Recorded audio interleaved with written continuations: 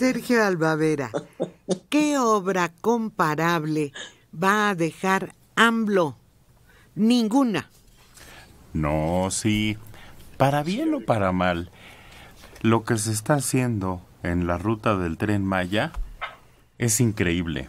Los descubrimientos y todos los sitios que sí se ajustan, sí se cumplen las promesas de crear esos museos y de rescatar esas obras que se han ido encontrando, pues va a ser una de las más grandes proezas. Sí. Vamos a ver. El aeropuerto Felipe Ángeles es una gran obra. Eso nadie lo puede negar. Y se hizo rápidamente, como deben hacerse las obras de esa magnitud. Y el único problema es que hay una situación previa que ya hemos discutido, ¿no? Pero claro que va a dejar obra.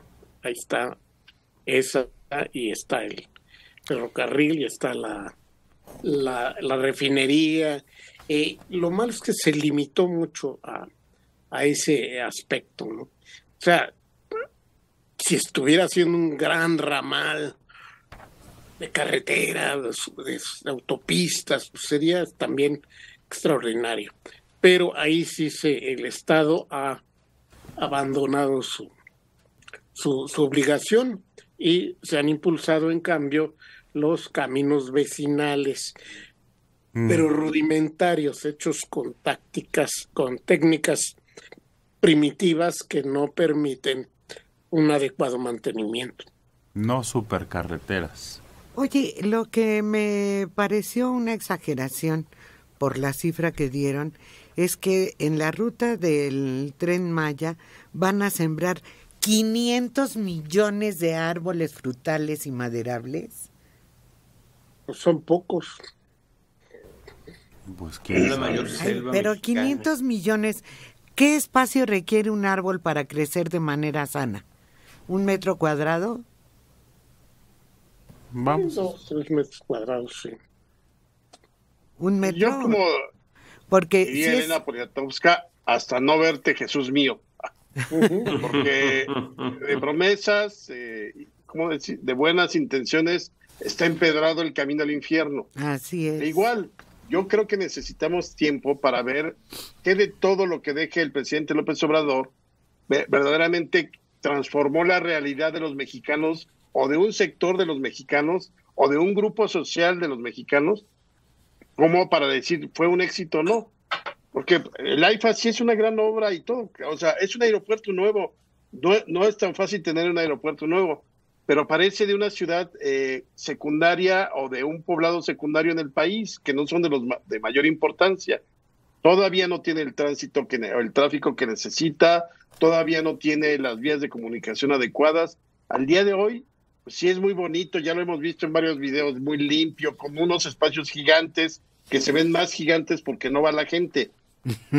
Luego hay que ver de ahí, y eso solo lo dará el tiempo, los números.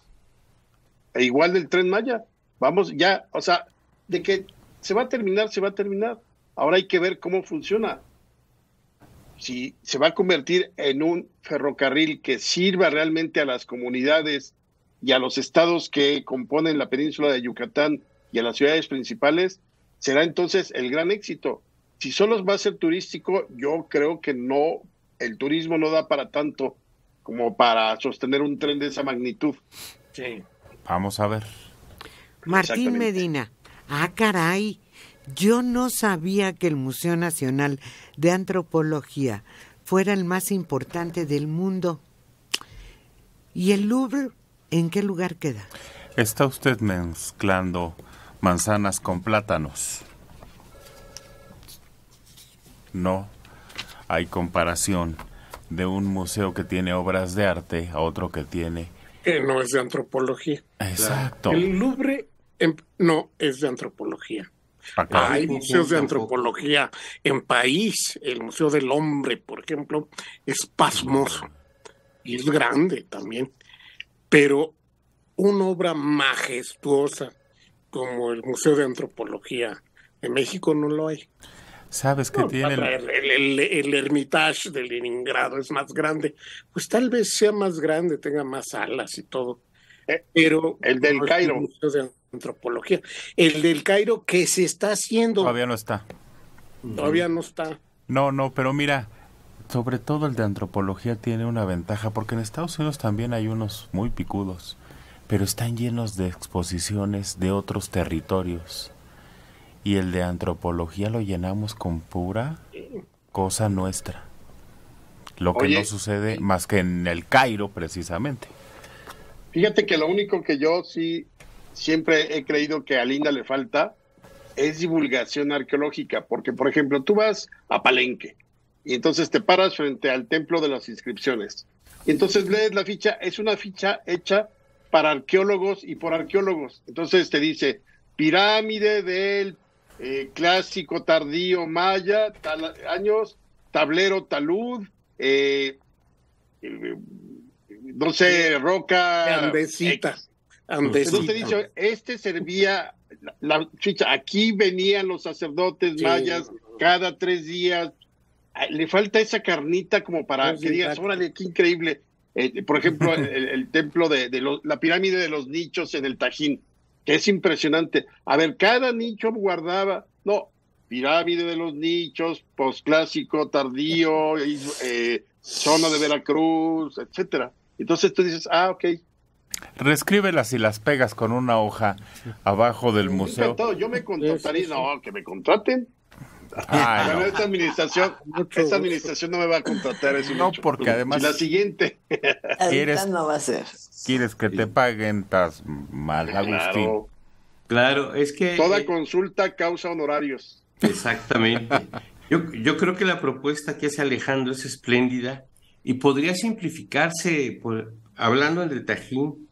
El gran poeta cocodrilo Efraín Huerta tiene un brutal poema sobre el Tajín que podrían hacerse. Hay muchos poemas, hay mucha investigación, hay mucho trabajo de escritores, sociólogos, investigadores, antropólogos y todo más, etcétera.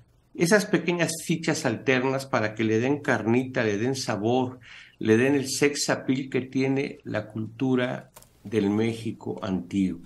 Con eso sería más que espléndido a todo nivel. Pellicer lo intentó en la venta y puso algunos poemas de su autoría y de otra autoría, y es un museo realmente ejemplar. El de Antropología e Historia es el privilegio de nuestra cultura, de nuestro antiguo México, y que se lo mostramos al mundo con una calidad y soberbia.